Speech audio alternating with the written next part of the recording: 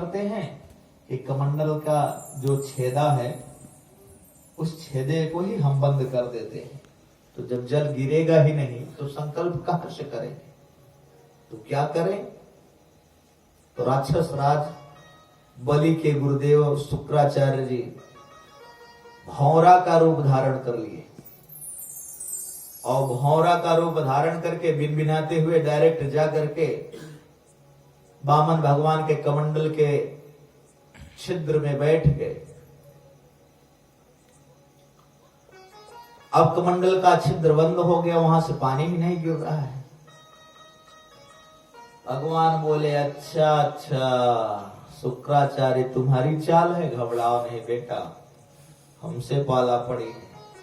तो भगवान के पास एक कुश का आसन था, कुशासन।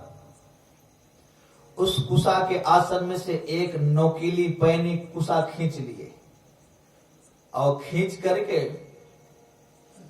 उस कमंडल के छिद्र में नोकीले कुशा से साफ करने लगे, खोदने लगे।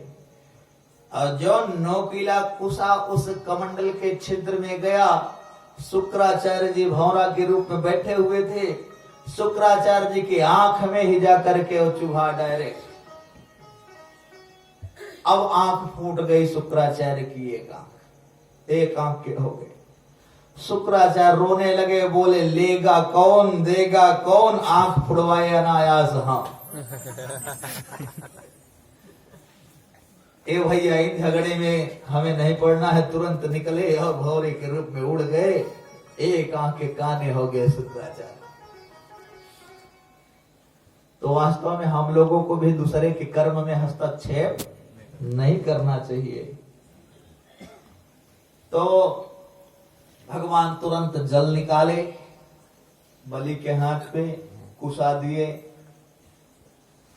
चावल दिए, अच्छत और दे करके ओम विष्णुर विष्णुर विष्णुर संकल्प बोलना शुरू कर दिए। 3 पग भूमि का संकल्प करवा दिए। बोले ठीक है बलि, अब तुम दो हमें 3 पग भूमि। हाँ हाँ महाराज, जहां इच्छा हो वहां नाप लो आप 3 पग भूमि। तुरंत भगवान अब अपने मायावी शक्ति का उपयोग करके शरीर का आकार बढ़ाना शुरू कर दिया। इतने लंबे चौड़े होते चले गए, होते चले गए, होते चले गए, होते चले गए, इतनी लंबाई बढ़ गई भगवान की कि मानो डायरेक्ट साक्षात आकाश छूने लगे भगवान। एक पांव में ऊपर के 7 लोग नाप लिए, भू भुव स्वः मह जन तप सत्य, एक पांव में ही ऊपर का नाप लिए, एक पांव में नीचे का 7 लोग नाप लिए। अतल वितल सुतल तलातल रसातल और पाताल 7। अब आकाश भी नप गया, पाताल भी नप गया, अभी एक पांव बाकी है। भगवान बोले राक्षस राज बलि, बोलो अब क्या करना है? ब्राह्मणों को दिया गया संकल्प कभी अगर पूरा नहीं करते तो उस व्यक्ति के सारे पुण्य सारे नष्ट हो जाते हैं और अनेकों वर्ष वह नरकगामी बनके नरकों में वास करता है, जो ब्राह्मण को देने का संकल्प करके और नहीं देता। भैया मानो भगवान के माध्यम से यह हम लोग ज्ञान हो रहा है कि अगर कभी कोई संत को कोई ब्राह्मण को देने के लिए बोल दो तो उसको देकर के ही मानो, नहीं तो वो जान लो कि आपके ऊपर कर्ज लद गया।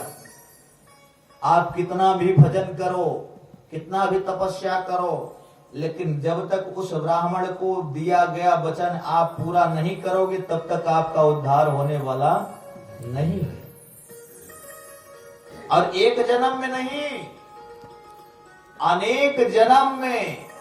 मान लो इस शरीर से मान लो कहीं दूसरे प्रदेश का ब्राह्मण आ गया आपके द्वार पे, हरिद्वार का या काशी का अथवा सोमनाथ का कोई ब्राह्मण या संत आ गया आपके घर पे भिक्षा मांगने के लिए। अब आपने बोला महाराज 500 तो देते, लेकिन अभी 100 रुपए ही है। चलो 400 बाद में दे देंगे, इस समय 100 लेके जाओ। वो ब्राह्मण तो 100 लेके गया, अब 400 आपने उधार कर दिया। अब जब तक 400 रुपए उस ब्राह्मण को नहीं दोगे तब तक आपका कल्याण होने वाला नहीं है। तो ब्राह्मणों को दिया गया वचन जब तक पूरा नहीं करोगे तब तक पूर्ण होने वाले नहीं हो आप लोग। इसलिए बड़ा सोच समझ करके बोलना चाहिए, अधिक नहीं बोलना चाहिए, काम तक बोले और जितना संभव हो सके ज्यादा बहके नहीं, उड़ान डकान वाली बात न करें। राक्षस राज बलि से वामन भगवान बोले, हे राक्षस राज बलि, बोलो तुम्हें क्या स्वीकार है? अब तुम मुझ ब्राह्मण को वचन जो दिए थे 3 पग भूमि दान देने के लिए, जिसमें 2 पग तो पूरी हो गई, अब तीसरा पग कहां से दोगे? अब सोच लो, अगर नहीं दोगे तो तुम्हारा सारा पुण्य नष्ट हो जाएगा, तुम नरक के वासी हो जाओगे, नरकगामी बन जाओगे। हाथ जोड़ करके बलि बोले, महाराज ये बताओ कि धन बड़ा कि धनवान बड़ा? वामन भगवान बोले, भाई वस्तुतः धनवान ही बड़ा, क्योंकि धन धनवान के अधीन होता है। धन धनवान के आश्रय में रहता है। तो हाथ जोड़ करके बलि बोले, महाराज कितनी दैन्यता है बलि के अंदर। महाराज आपने 2 पग तो ले लिए, अभी आप सिर्फ हमारे धन को लिए हो, अभी धनवान तो आपके सामने खड़ा ही है। तीसरा पग आप इस दास के सर पे रख करके तीसरे भी चरण की आपूर्ति करिए। इतनी बात सुनते ही भगवान प्रसन्न हो गए। वाह, मैं खुश हो गया बलि तुम्हारे इस श्रद्धा को देख करके। बोलो तुम्हें क्या चाहिए? तो उसी समय जब भगवान ऊपर जब एक पांव उठाए हुए थे, जब ऊपर के लोगों को नाप रहे थे, उसी समय भगवान के पैर के अंगूठे से ब्रह्मांड का भेदन हो गया था। और जब ब्रह्मांड का भेदन हो गया, ब्रह्मांड में छिद्र हो गया, तो वहां से जल की धारा निकली। और जब जल की धारा निकली तो भगवान के पांव को धोते हुए वह जल की धारा नीचे को गिरना शुरू हुआ। विधाता ब्रह्मा ये सब सारे कृत्य देख रहे थे कि हमारे वामन भगवान का चरणोदक है, इस चरणोदक को व्यर्थ नहीं जाने देना चाहिए।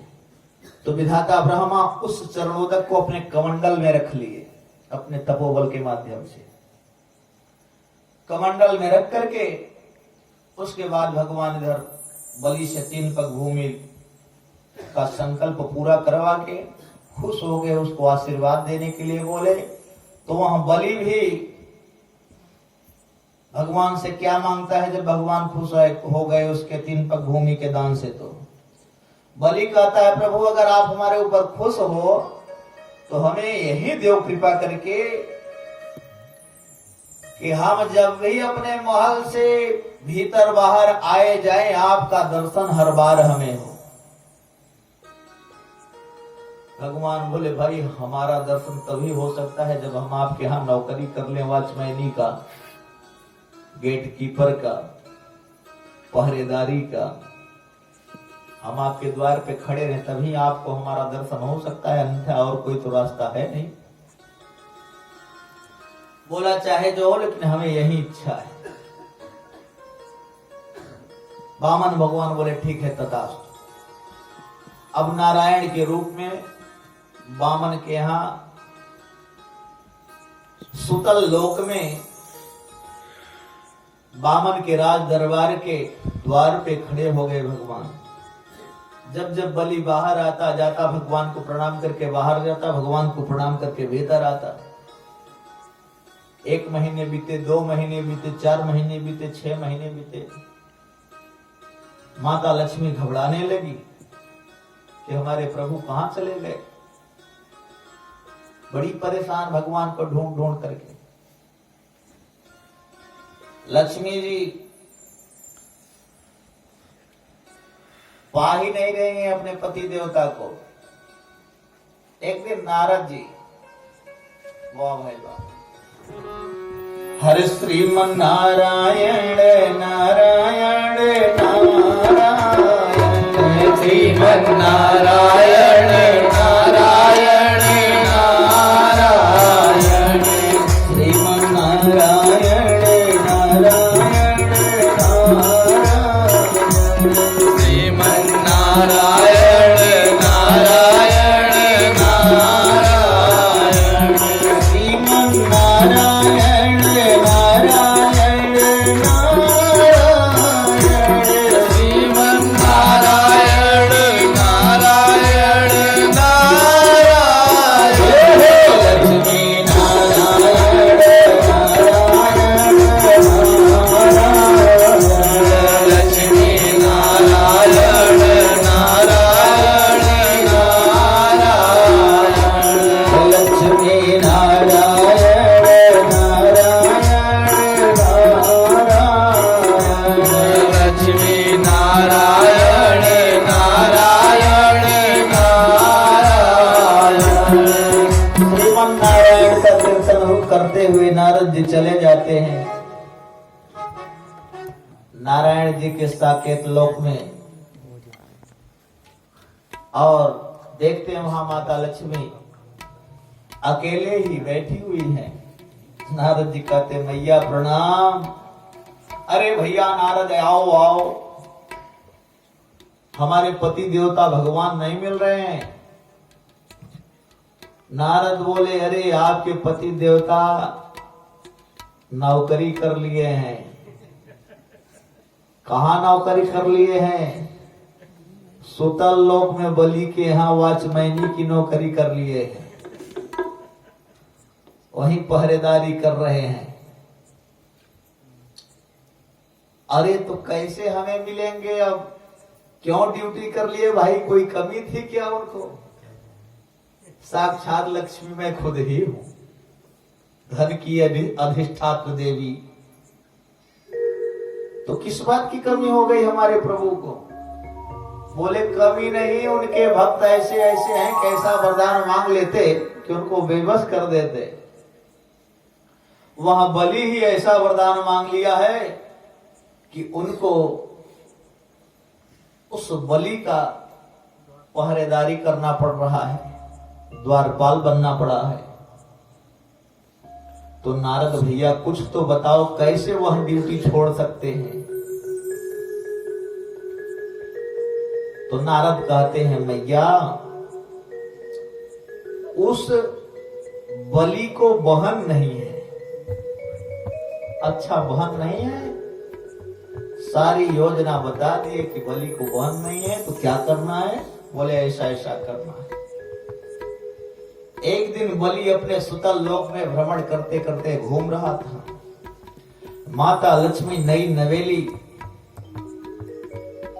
नौजवान युवती बन करके एक पेड़ के नीचे बैठ करके रो रही थी। रक्षाबंधन का दिन था।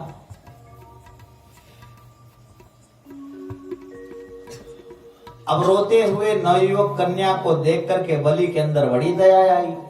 जाकर के पास पूछा, अरे बहन तू काहे रो रही है? लक्ष्मी मैया हाथ जोड़ करके बोली, अरे भैया जीवन में पहला ही कोई व्यक्ति है जो आज मुझे बहन शब्द कह करके संबोधित किया। क्यों? मुझे भगवान ने भाई नहीं दिए हैं, मुझे भाई का गम सता रहा है। अच्छा ये बात, तो फिर बोले भाई के ही विरह में मैं रो रही हूं कि प्रभु हमारे साथ कितना अन्याय किए जो कि हमें एक भाई नहीं दे सके। अब बताओ आज रक्षाबंधन का दिन है, सारी बहन अपने भाई को राखी बांध रही है, सब नेक न्यौछावर पा रही हैं। अब मैं किसको राखी बांधू? कौन मुझे नेक न्यौछावर देगा? तो बलि बोला, अरे बहना, अरे तुम्हें भाई नहीं है और हमारे बहन नहीं है, बड़ा बढ़िया योग बन गया है, तुम मुझे राखी बांध लो, चलो हमारे महल में। बलि लक्ष्मी जी को लेकर के आया। द्वार पे माता लक्ष्मी भगवान नारायण को खड़े देखी तो हंसने लगे, मुस्कुराने लगे, वारे प्रभु आप यहाँ नौकरी ढूंढ ले हो। भगवान इशारे पूछे क्यों देवी आप कैसे? बोले मैं भी नौकरी करने चली आई हूँ आपके साथ साथ। अरे देवी आप, अरे मुझे करने देती, ना मैं भी करूंगी। तो माता लक्ष्मी इशारे में मानो आश्वासन दी कि आपको ही छुड़ाने के लिए आई हूं, घबराओ नहीं। तो बलि अंदर ले गया अपने बहन को, लक्ष्मी जी को ले जा करके राखी मंगवाया, खूब बढ़िया कुमकुम, अक्षत, फूल, आरती सजा करके थाली को तैयार कर दिया। माता लक्ष्मी उस थाली को लेकर के अपने भाई बलि को कुमकुम का टीका करने लगी, फूल ऊपर डालती हैं, अक्षत लगाती हैं, आरती करती हैं। उसके बाद उसमें से जो रक्षा बंधन था, सूत्र था, उसको उठा करके बलि के दाहिने हाथ पे बांधती है और कहती हैं एन बद्धो बलि राजा दान इंद्रो महाबलम तेन त्वामि प्रतिबध्नामि रक्षे माचलो। माता लक्ष्मी बांध देती है। अब जब बलि रक्षा बंधवा लिया अपने बहन से तो बोला बहन बोलो तुमको न्यौछावर में क्या चाहिए? तो बहन बोलती है कि भैया तुम्हें जो इच्छा हो दे दो। नाना तुम तो मुंह मांगा न्यौछावर मांगो। अरे त्रिभुवनपति बलि की बहन हो तुम, तुम्हें संसार की कौन सी वस्तु पसंद है मांगो। तो लक्ष्मी जी हाथ जोड़ के कहती है भैया अगर देना चाहते हो तो आपका द्वारपाल हमें बड़े अच्छे लगे। हमारे यहाँ द्वारपालों की बड़ी कमी हो गई है, आप कृपा करके अपने द्वारपाल को ही दे दो। तो बलि समझ गया लक्ष्मी जी के इन बातों को, बोला ओ हो हमारे द्वारपाल को मांगने वाली तुम कौन हो बहन? अब मैं समझ गया तुम लोग कितनी छलिया हो। लेकिन चलो मेरा भी परम सौभाग्य कि जिन लक्ष्मी नारायण से त्रिभुवन हाथ फैला करके मांगता है वह लक्ष्मी साक्षात लक्ष्मी देवी, वही साक्षात नारायण भगवान इस बलि के सामने आकर के हाथ फैला करके भिक्षा की याचना किए हैं।